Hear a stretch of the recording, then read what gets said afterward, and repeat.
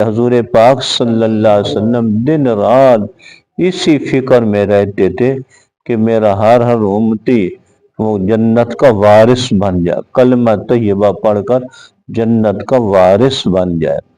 یہ رکانہ عرب کا مشہور پہلوان تھا، اس کے بارے میں مشہور تھا یہ اس کے اندر 1000 آدمیوں کی طاقت، اس پہلوان میں بڑا طاقتور پہلوان تھا۔ حضور اقدس صلی اللہ علیہ وسلم کے سینہ مبارک میں درد اور غم اور فکر، کاش کہ یہ رکانہ بھی کسی طرح کلمہ طیبہ پڑھ کر جنت کا وارث بن جائے۔ حضور اقدس صلی اللہ علیہ وسلم نے رکانہ پہلوان کو دعوت دی۔ اس نے آگے ٹالنے کے طور پر یہ کہہ دیا کہ آپ مجھ سے کشتی کر لیں، اگر آپ نے مجھے گرا لیا پھر میں آپ کی دعوت، دین کی دعوت سنوں گا، ورنہ میں سننے کے لیے تیار نہیں تھا۔ تو اس نے ٹالنے کا طریقہ اختیار کیا، لیکن قربان جائیں حضور اقدس صلی اللہ علیہ وسلم پہ اتنا درد اور غم۔ بخاری شریف میں حدیث آتی ہے، حضور اقدس صلی اللہ علیہ وسلم کے اندر شرم و حیا اس پردہ نشین بچی سے بھی زیادہ تھا جس بچی نے کبھی گھر سے باہر قدم نہ نکالا ہو، اتنا شرم و حیا تھا۔ لیکن اس کے باوجود کسی طرح رکانہ یہ جنت کا وارث بن جائے، کلمہ طیبہ پڑھ لے، اس کے لیے کشتی کے لیے تیار ہو گیا۔ حضور اقدس صلی اللہ علیہ وسلم جب کشتی کی اس کو پکڑا، اور ایک نبی میں 4000 انسانوں کی طاقت ہوتی ہے، یوں پکڑا اور اس کو زمین پر دے مارا جس کے مرغے کو، آدمی کو نیچے یوں کر کے پھینکتا ہے۔ اس کے دماغ میں تھا کہ میرا جو ہے داؤ چھوٹ گیا ہے، وہ داؤ کی چھوٹنے کی وجہ سے میں گر گیا، ورنہ آپ مجھے کیسے گرا سکتے۔ کہنے لگا آپ نے یتیمی میں زندگی گزاری اور آپ نے غربت میں زندگی گزاری، پتلے دبلے، میں مہنہ و عرب کا پہلوان، بھلا آپ مجھے کیسے گرا سکتے ہیں؟ میرا داؤ چھوٹ گیا ہے، آپ دوسری مرتبہ مجھ سے کشتی کریں، پھر اس کے بعد اگر آپ نے گرایا تو پھر میں آپ کی بات سنوں گا۔ اس کے ذہن میں تھا کہ میرا داؤ چھوٹ گیا ہے۔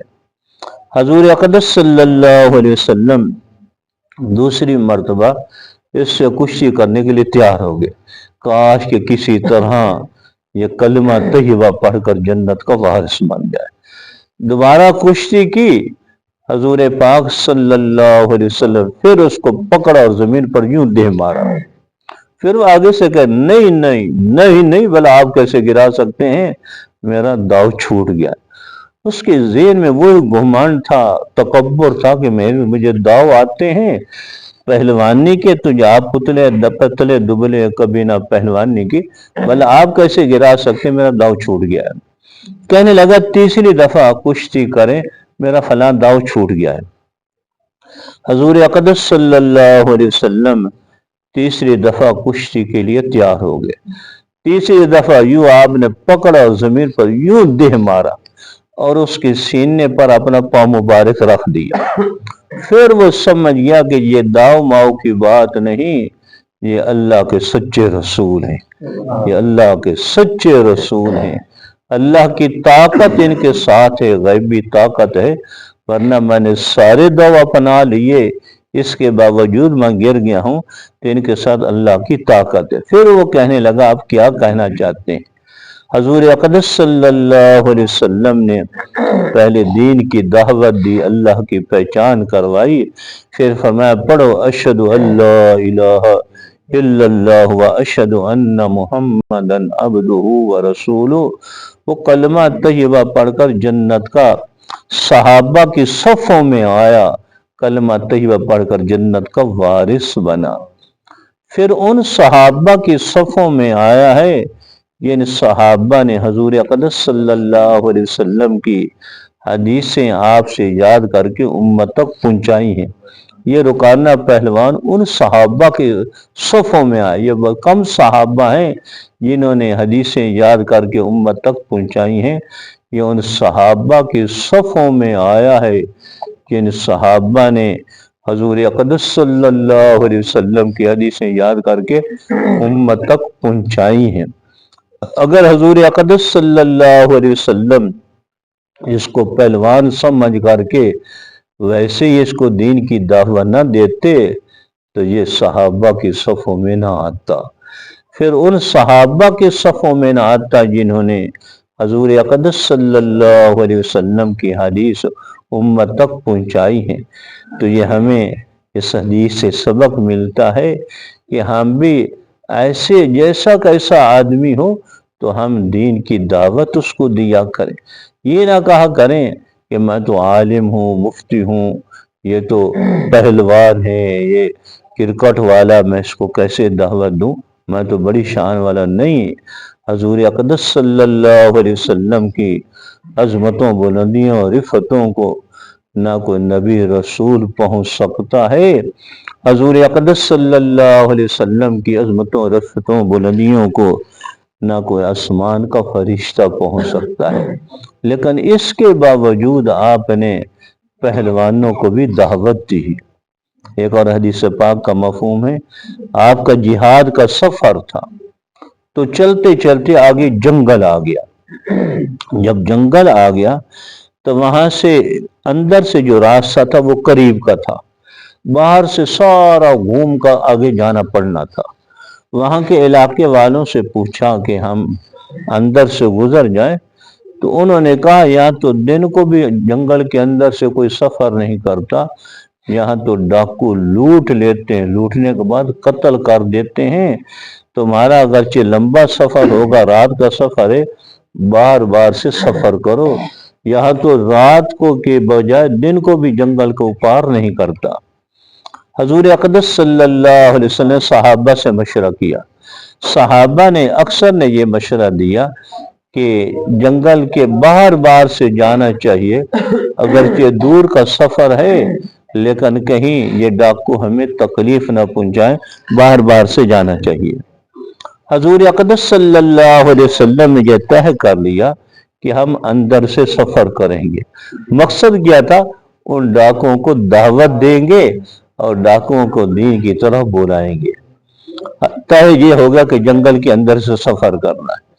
سفر جب اندر سے ہوا تو جو لمبے تڑنگے ڈاکو، لمبے تڑنگے، لمبے قد کے، اس وقت عربوں کے قد بہت لمبے ہوتے تھے، وہ دو تلواریں لیے ہوئے سامنے آ کے کھڑے ہو گئے، یوں ان کی نگاہ پڑی ہے چہرہ نبوت پہ، وہ دیکھتے تھے، دیکھتے ہی رہ گئے۔ اللہ نے ایسا حسن و جمال دے رکھا تھا، جو محبت سے دیکھتا تھا وہ آپ کے قدموں میں گر جاتا تھا، وہ جو چہرے انور کو دیکھتے ہی رہ گئے، آپ کے حسن و جمال کو، چہرے انور کے جمال کو دیکھتے ہی رہ گئے۔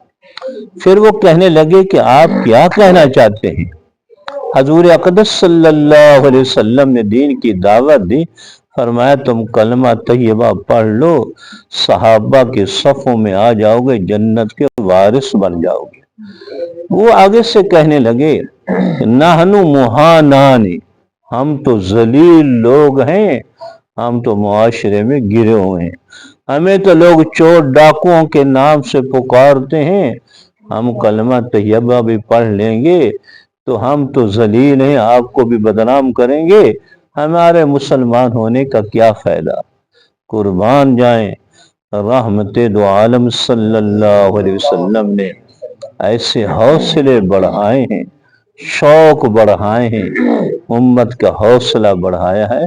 فرمایا بل انتما مکرمان، تم تو ہمارے معزز ہو، تم تو ہمارے سروں کے تاج ہو، بل انتما مکرمان، تم تو ہمارے سردار ہو۔ جب ڈاکوؤں نے سنا کہ اللہ کے رسول ہمیں اپنا سردار کہہ رہے، معزز کہہ رہے، سروں کا تاج کہہ رہے، وہ اور قریب ہوئے۔ پھر کہا کیا کہنا چاہتے؟ فرمایا پڑھو اشہد ان لا الہ الا اللہ واشہد ان محمدا عبدہ ورسولہ۔ وہ جنگل کے ڈاکو کلمہ طیبہ پڑھ کر وہ صحابہ کی صفوں میں آئے ہیں، جنت کے وارث بنے ہیں۔ تو یہ ہمیں امام ترمذی یہ بھی سبق دینا چاہتے ہیں، جسے حضور اقدس صلی اللہ علیہ وسلم نے رکانہ پہلوان کو عام آدمی سمجھ کے نہیں چھوڑا بلکہ اس پہلوان کو دعوت دی، پھر صحابہ کی صفوں میں آئے، ان صحابہ کی صفوں میں آئے جنہوں نے امت تک یہ حدیث پہنچائی ہیں، اور ہمیں بھی ایسے ہی لوگوں کو دعوت دینی چاہیے۔ ہم نے 8-10 سال پڑھا ہے تو یہی سیکھا ہے کہ ہمارا اصل مقصد جو ہے وہ دین کی دعوت دینا، خود دین پر عمل کرتے ہوئے دین کی دوسروں کو دعوت دینا، دوسروں پر دین کی محنت کرنا۔ کرو گے نا انشاءاللہ؟